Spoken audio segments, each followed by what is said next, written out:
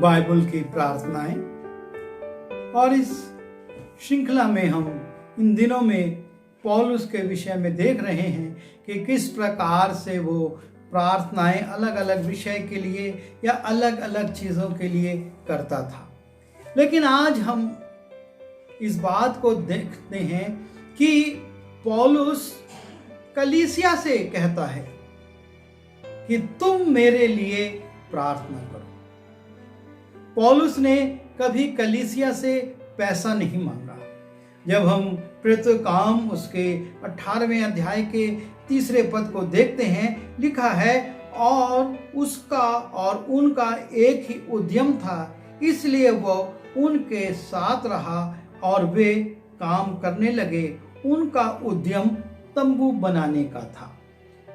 पौलुस तंबू बनाता था और उसके द्वारा अपनी आवश्यकताओं को पूरा करता था, और इसीलिए वो 20वें अध्याय के 34वें पद में कहता है प्रेरितों के काम के कि तुम आप ही जानते हो कि इन्हीं हाथों ने मेरी और मेरे साथियों की आवश्यकता को पूरा किया है। मैंने किसी पर भार नहीं डाला। जब हम पहला थिस्सलुनी उसके 2 अध्याय के 9 पद को देखते हैं, वहां पर लिखा हुआ है कि पौलुस कहता है कि मैंने तुम पर भार नहीं डाला, क्योंकि हे भाइयों, तुम हमारे परिश्रम और कष्ट को स्मरण रखते हो कि हमने इसलिए रात दिन काम धंधा करते हुए तुम में परमेश्वर के सुसमाचार का प्रचार किया कि तुम में से किसी पर भार ना हो। और इस प्रकार से और कई स्थल हैं जहां पर हम देखते हैं कि पौलुस बताता है कि मैंने कलीसिया से कुछ लिया नहीं है, लेकिन कलीसिया से वो एक अपेक्षा करता है, एक उम्मीद करता है। और हम देखेंगे 5 स्थानों को, और स्थान हो सकते हैं, लेकिन केवल 5 स्थानों को हम देखेंगे जिसमें कि पौलुस कलीसिया से निवेदन करता है, उसको कहता है कि तुम मेरे लिए प्रार्थना करो। रोमियो की पुस्तक उसके 15वें अध्याय के जब हम 30वें पद में जाते हैं, वहां लिखा है और हे भाइयों, मैं यीशु मसीह का जो हमारा प्रभु और पवित्र आत्मा के प्रेम का स्मरण दिलाकर तुमसे विनती करता हूं कि मेरे लिए परमेश्वर से प्रार्थना करने में मेरे साथ मिलकर लौलीन रहो। वो कलीसिया से कहता है कि मेरे साथ परमेश्वर से प्रार्थना करने में तुम लौलीन रहो। और क्यों लौलीन रहो, उसके लिए भी कहता है कि मैं यहूदियों के अविश्वासियों से बचा रहूं। ये जो अविश्वासी हैं यहूदियों में, जो कि यीशु मसीह पर विश्वास नहीं करते हैं, उनसे वो बचने के लिए कहता है कि मेरे लिए प्रार्थना करो और मेरी वो सेवा जो यरूशलेम के लिए है पवित्र लोगों को भाए।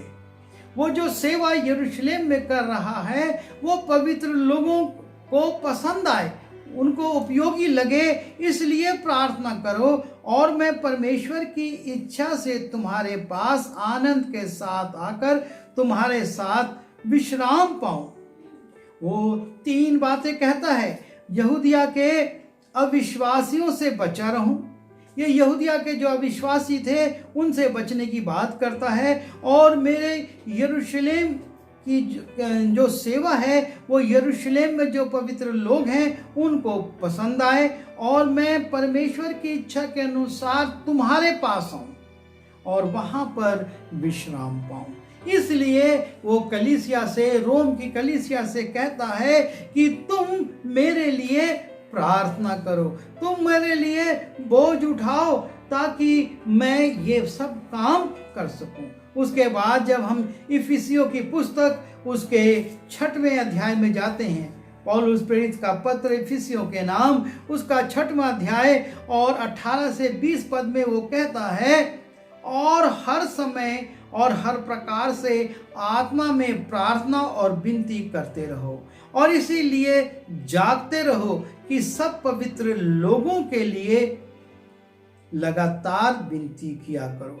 और मेरे लिए भी कि मुझे बोलने के समय ऐसा प्रबल वचन दिया जाए। पौलुस कलीसिया से कह रहा है इफिसियों की कि जब मैं प्रचार करता हूं तो मेरा प्रचार इतना प्रबल हो कि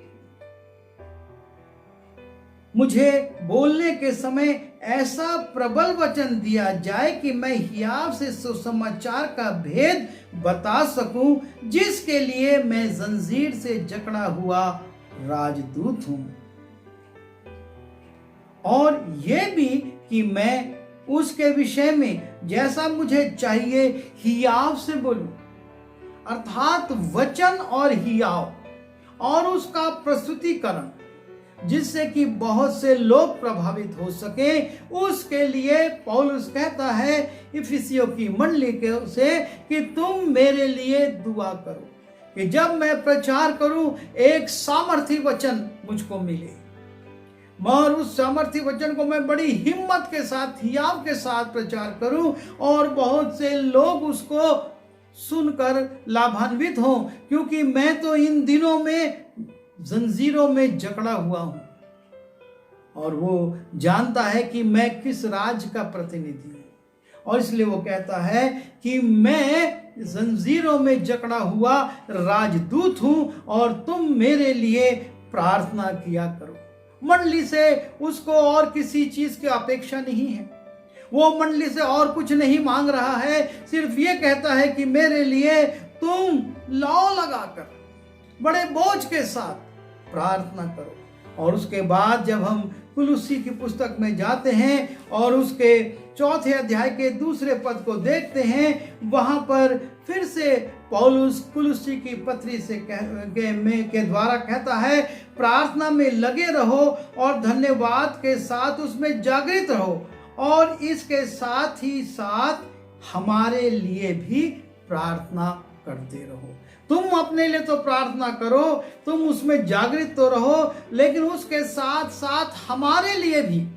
पौलुस कहता है जो उनका अगुवा है, लेकिन निसंकोच अपनी कलीसियाओं से कहता है मेरे लिए भी प्रार्थना करो, साथ ही साथ हमारे लिए भी प्रार्थना करते रहो कि परमेश्वर हमारे लिए वचन सुनाने का ऐसा द्वार खोल दे कि हम मसीह के उस भेद का वर्णन कर सकें जिसके कारण मैं कैद हूं।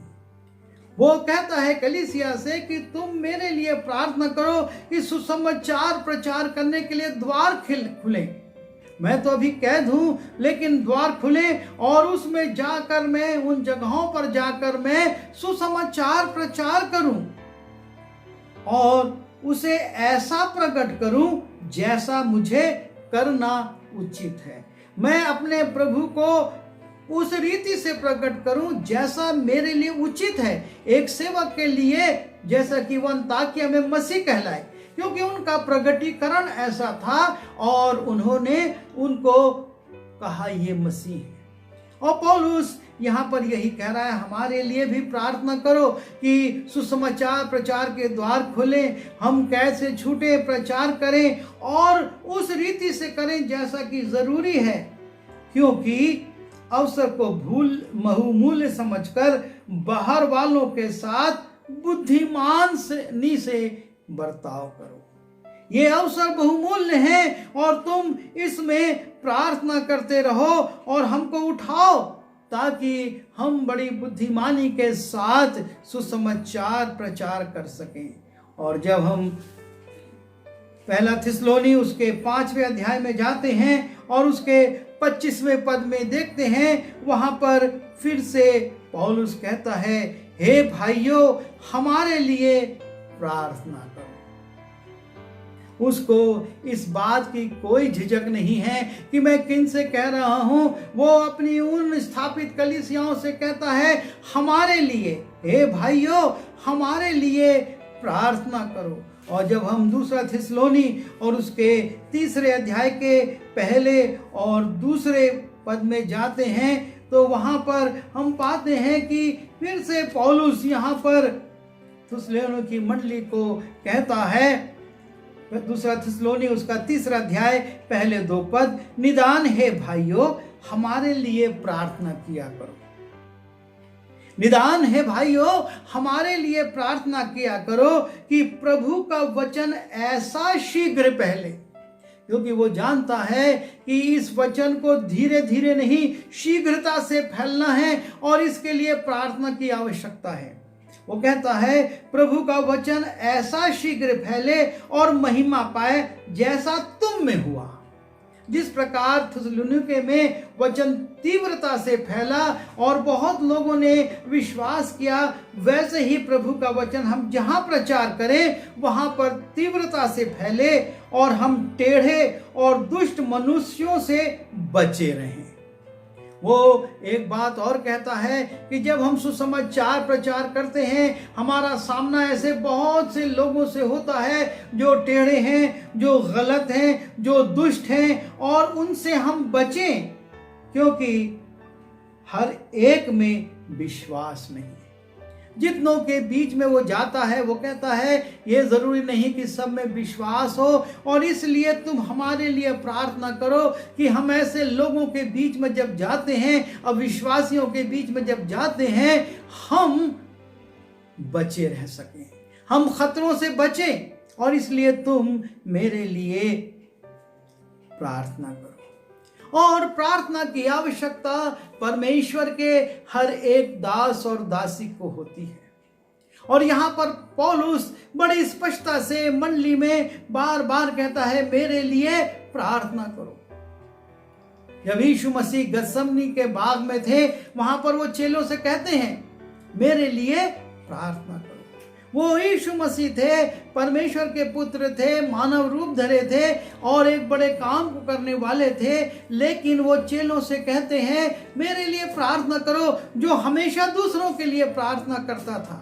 और पौलुस भी बड़ा प्रार्थना का जीवन, उपवास का जीवन जीने के बावजूद अपने कलीसिया के लोगों से कहता है हमारे लिए प्रार्थना करो। हम जितने भी प्रभु के सेवक हैं, संसार में जितने प्रभु के दास दासी हैं, सबको कलीसिया से पैसे से ज्यादा, सहयोग से ज्यादा प्रार्थना की आवश्यकता है।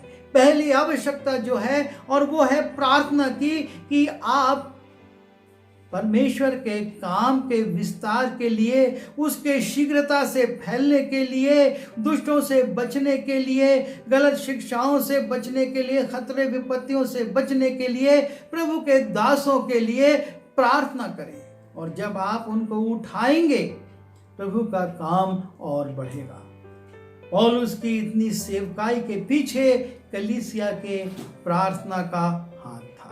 कलीसिया प्रार्थना करती थी और पौलुस आगे बढ़ता था। आइए हम भी अपने जीवनों में इस बात पर विचार करें कि हमको अपने दानों से बढ़कर, अपने सहयोग से बढ़कर प्रभु के लोगों के लिए प्रार्थना करना है, लौ लगाकर प्रार्थना करना है, और तब वो सेवक प्रभु के काम को बहुतायत से बढ़ा सकेंगे और प्रभु की महिमा हमारे देश में, हमारे क्षेत्र में, हमारे आसपास हो सकेगी। आइए प्रार्थना करें। प्रभु जी, मैं निवेदन करता हूँ अपने लिए भी और अपने सभी सुनने वालों के लिए कि हमको बोझ दीजिए कि सुसमाचार प्रचार की सेवा के लिए जितने लोग प्रभु जी निकलते हैं, हम उनके लिए प्रार्थना कर सकें, अपनी कलीसिया के, अपने प्रभु के दासियों के लिए प्रार्थना कर सकें, ताकि वो और भी अधिक